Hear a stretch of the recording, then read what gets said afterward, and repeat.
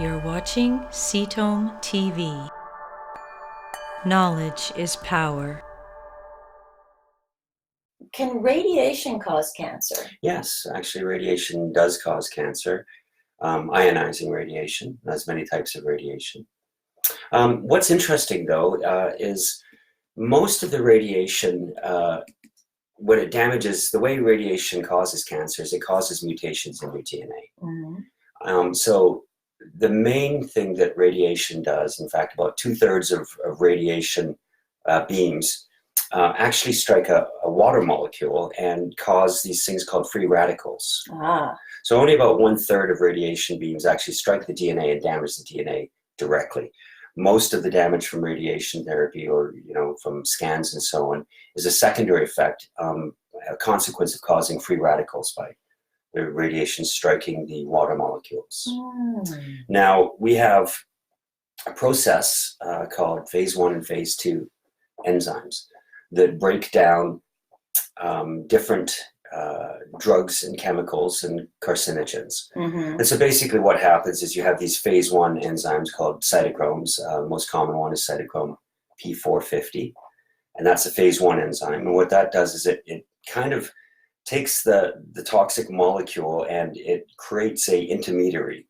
Now this intermediary is often what we know as an epoxide, which is a very radical thing. Epoxides have extra electrons. And because of that, they can glomp onto DNA and damage them. Oh. So before anything bad happens, the phase 2 enzymes, which a common one is called GST, glutathione,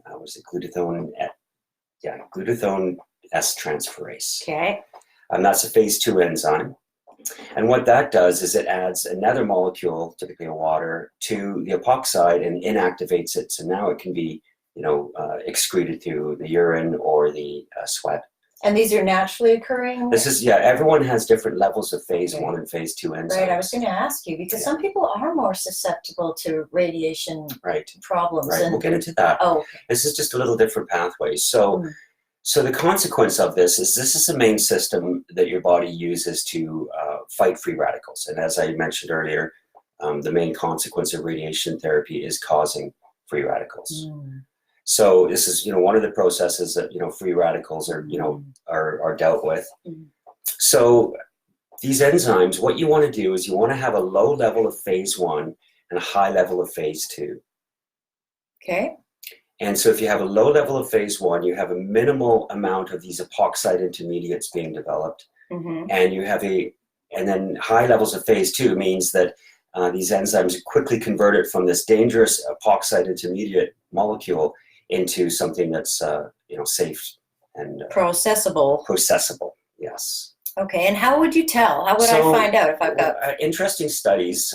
You can actually have these measured, but they vary throughout your life and they vary in different people.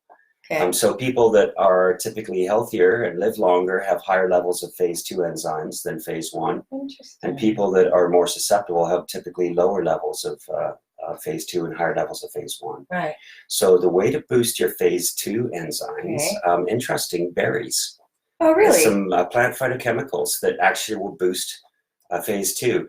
And if you look at most berries like cranberries and so on and blueberries that have this effect of boosting phase 2 enzymes, if you look where they actually grow along the side of highways and at garbage dumps and all these toxic environments.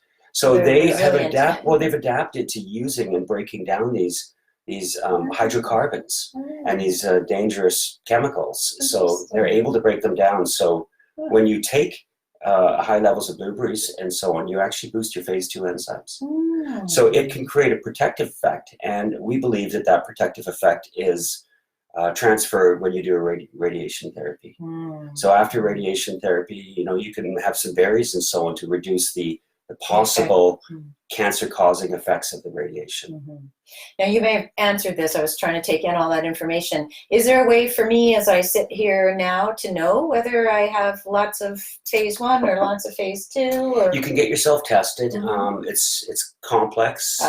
It's probably expensive, and it's probably not going to be very revealing. Okay, so better off just eat the berries. Eat the berries, Just yeah. eat the berries. Why take a chance? Okay, and something that I also, I do just want to say is a lot of times people want to avoid radiation therapy, and I can appreciate that, but one of the main reasons that they want to do it really is kind of what Alex is saying, is that not only is it unpleasant, but that there may be some detrimental effect after the fact.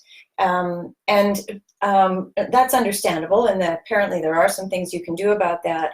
But one of the things that's also concerning is that many people, when they first come and speak to us about how they might proceed for their cancer diagnosis or their cancer care, really don't want to have something like a PET CT because they're afraid of the radiation that's involved in a PET CT.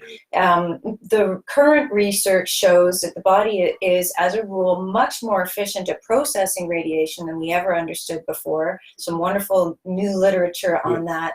And the amount of radiation in a PET CT is not considerably more than you get with a couple of x-rays, according to the current science. Yeah, depends really on the CT component of it. So the CT component of a PET CT is based on how clearly the image is, and so you can have different slices. And so, you know, the more slices, the more radiation, and the more accurate the CT is. So if you go for a low dose PET CT, really that's what you need to do. Thank you for watching CTOM TV. Subscribe below and stay informed.